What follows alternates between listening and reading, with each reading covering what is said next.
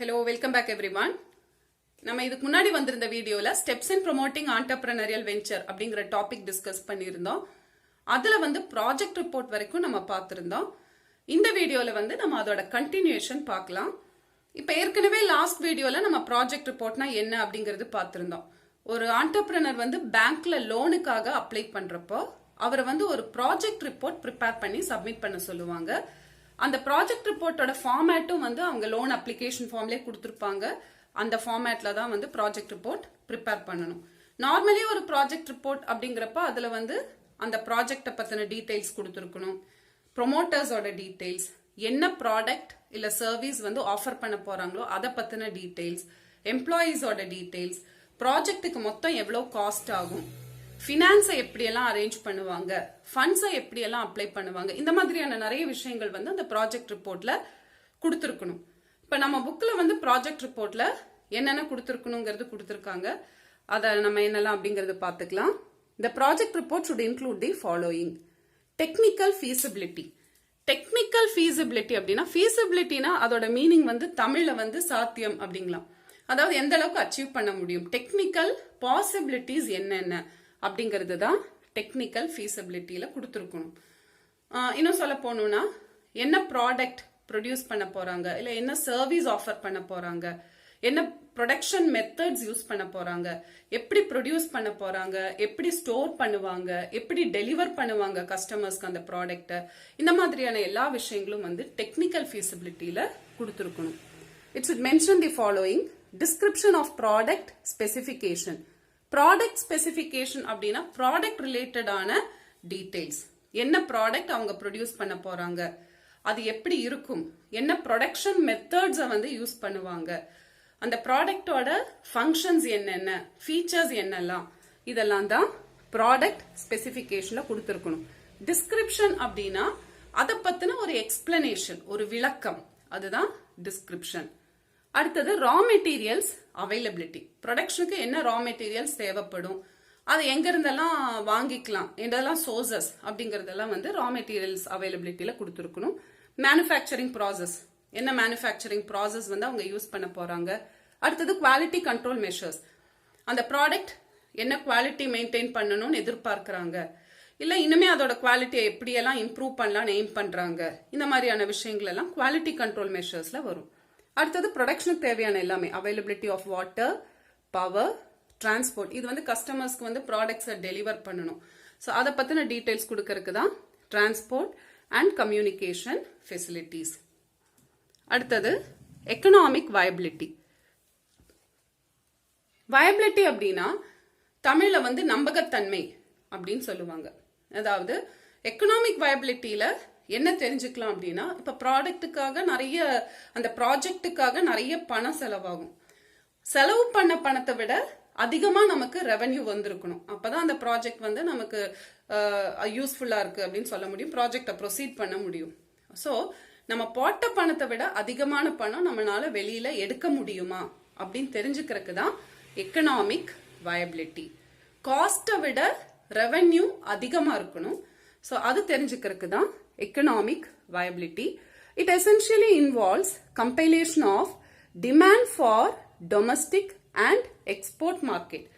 Domestic marketல எவ்வளவு demand இருக்கும், export market வெளிநாடு மார்க்கெட்டுகள்ல எவ்வளவு டிமாண்ட் இருக்கும் அப்படிங்கறது கொடுத்திருக்கணும்.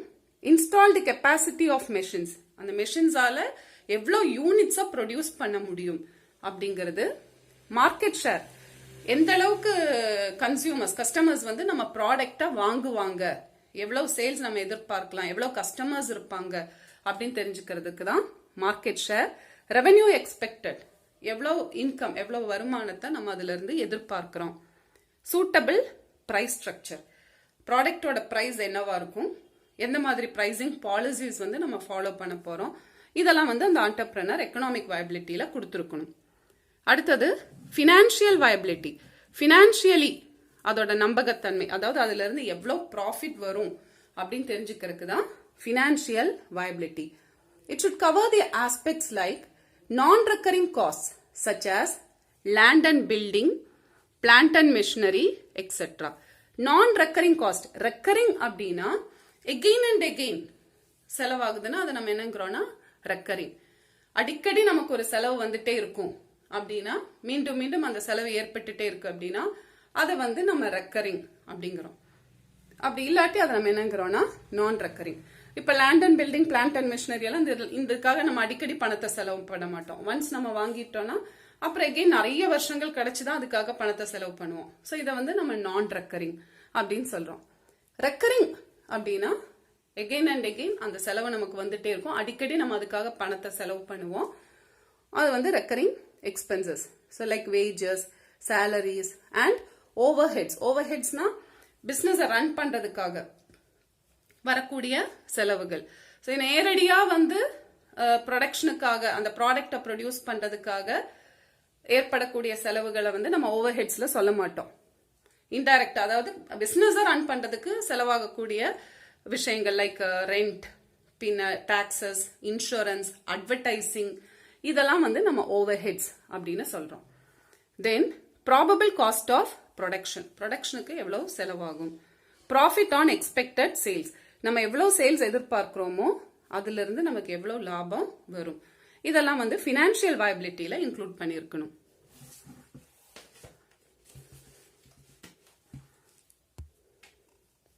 அடுத்தது மேனேஜரியல் காம்பிடன்சி. மேனேஜரியல் காம்பிடன்சினா பிசினஸை வந்து எப்படி மேனேஜ் பண்ண போறாங்க, யாரு மேனேஜ் பண்ண போறாங்க, இதெல்லாம் தான் மேனேஜரியல் காம்பிடன்சில இன்க்ளூட் பண்ணியிருக்கணும். Entrepreneur has to include the mechanism for managing the venture in the project report. So எப்படி மேனேஜ் பண்ண போறாங்க அப்படிங்கறது அந்த ப்ராஜெக்ட் ரிப்போர்ட்ல இன்க்ளூட் பண்ணி இருக்கணும். In the case of small sized ventures, the owners or partners may take care of managerial activities. இப்ப small sized units அப்படின்னா manage பண்றதுக்கு தனியா ஆளுகளை அப்பாயிண்ட் பண்ண மாட்டாங்க, அந்த ஓனர்ஸே மேனேஜ் பண்ணிக்குவாங்க. இப்ப சோல் ட்ரேடிங் கன்சர்ன் எடுத்தா சோல் ட்ரேடரே மேனேஜ் பண்ணிக்குவாரு. பார்ட்னர்ஷிப் எடுத்துட்டோம்னா பார்ட்னர்ஸே பிசினஸை மேனேஜ் பண்ணிக்குவாங்க. ஆனா அதே பெரிய கன்சர்ன்ஸ், இப்ப கம்பெனி எல்லாம் எடுத்துட்டோம் அப்படின்னா ஓனர்ஸ்னால மேனேஜ் பண்ண முடியாது. அப்ப என்ன பண்ணுவாங்கன்னா அதுக்குன்னே ஒரு team of managerial experts, specialised பர்சன்ஸை வந்து அப்பாயிண்ட் பண்ணுவாங்க. ப்ரொஃபஷனல்ஸை தான் மேனேஜ் பண்றதுக்கு அப்பாயிண்ட் பண்ணுவாங்க. ஸோ பிசினஸோட சைஸை பொறுத்து அதுக்கு வந்து யார் மேனேஜ் பண்ணுவாங்க அப்படிங்கறது டிசைட் பண்ணிக்குவாங்க. So in the case of small sized ventures, the owners or partners may take care of managerial activities, while a team of managerial personnel is to be brought in for manning various managerial positions in the case of corporate form of organization. So corporate form, அதாவது கம்பெனிஸ்ல ஒவ்வொரு டிபார்ட்மெண்ட்டும் manage பண்றதுக்கு அதுல அந்தந்த ஃபீல்ட்ல எக்ஸ்பர்ட்ஸா இருக்கிறவங்கள வச்சுதான் manage பண்ண வைப்பாங்க. ஸோ இதெல்லாம் வந்து ப்ராஜெக்ட் ரிப்போர்ட்ல இந்த டீடைல்ஸ் எல்லாம் கொடுத்துருக்கணும்.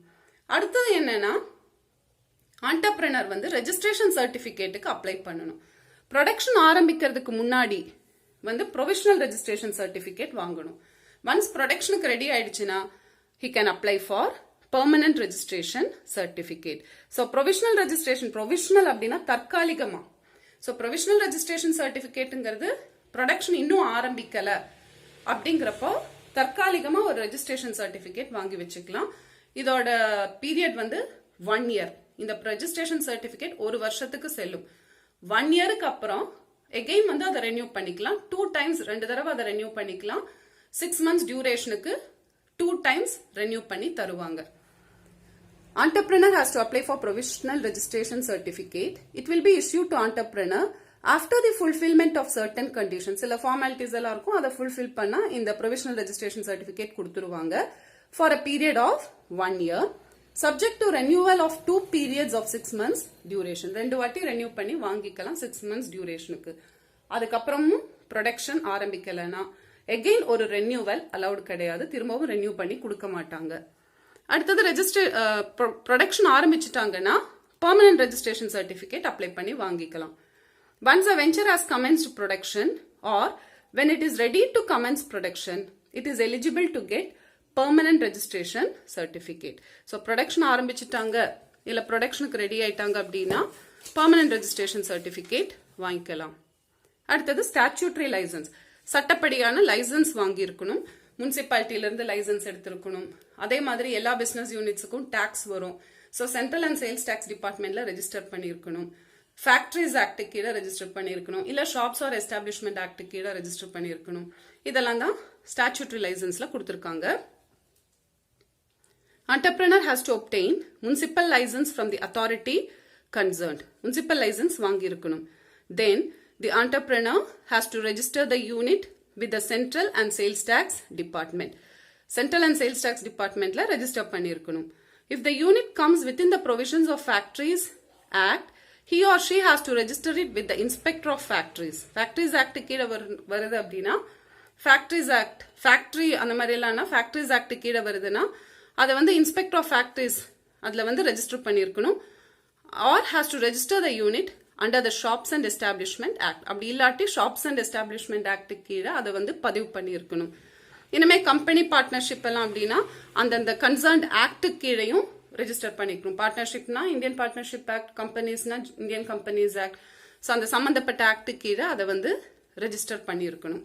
அடுத்தது பவர் கனெக்ஷன். பிஸ்னஸ் ரன் பண்றதுக்கு பவர் கனெக்ஷன் தேவைப்படும். ஸோ அது வந்து எலக்ட்ரிசிட்டி போர்டு ஆஃபீஸில் அப்ளை பண்ணி ஏடி அசிஸ்டன்ட் டிவிஷனல் இன்ஜினியர் கிட்ட அப்ளிகேஷன் கொடுத்து அது போக ஒரு செக்யூரிட்டி டெபாசிட், ஒரு டெபாசிட்டை வந்து கட்ட சொல்லுவாங்க. அந்த பணத்தை கட்டி ஃபார்மாலிட்டிஸ் எல்லாம் ஃபுல்ஃபில் பண்ணிட்டாங்கன்னா பவர் கனெக்ஷன் கிடைச்சிரும். Entrepreneur has to make application to Assistant Divisional Engineer of State Electricity Board for power connection after paying security deposit and fulfilling the official formalities prescribed. So the security deposit கட்டி formalities fulfill பண்ணிட்டாங்கன்னா power connection கிடைச்சிரும். அடுத்தது arrangement of finance. Finance arrange பண்ணணும். ரெண்டு டைப்ஸா classify பண்றாங்க, long term and short term. Entrepreneur requires two types of finance. இது வந்து ஒரு 2 mark or 3 mark question. Entrepreneur requires two types of finance, namely long term and short term. While long term requirements are needed for acquiring fixed assets. Long term finance எதுக்காகனா fixed assets, அதாவது land and building, plant and machinery எல்லாம் வாங்குறதுக்கு long term finance. Short term requirements are meant for meeting working capital needs. Working capital needs அப்படின்னா day to day requirements like salaries, wages, அந்த மாதிரி raw materials, அந்த day to day running, day to day ரெக்குவயர்மெண்ட்ஸுக்கு தேவையானது தான் working capital needs. அதுக்கு வந்து short term finance. இது போக வந்து பிஸ்னஸோட டெவலப்மெண்ட் ஸ்டேஜில் ஒவ்வொரு ஸ்டேஜஸ்லையும் வந்து பணம் செலவாகும். அது வந்து ப்ரொமோட்டர்ஸ் தான் செலவு பண்ணணும். அதை வந்து சீட் கேபிட்டல் அப்படின்னு சொல்லுவாங்க. ஸோ அவங்க எவ்வளோ சீட் கேபிட்டல் கான்ட்ரிபியூட் பண்றாங்க, SEED, அவங்க எவ்வளோ சீட் கேபிட்டல் கான்ட்ரிபியூட் பண்றாங்க அப்படிங்கிறதும் இதில் மென்ஷன் பண்ணியிருக்கணும். So hope you all understood the topic. Thank you.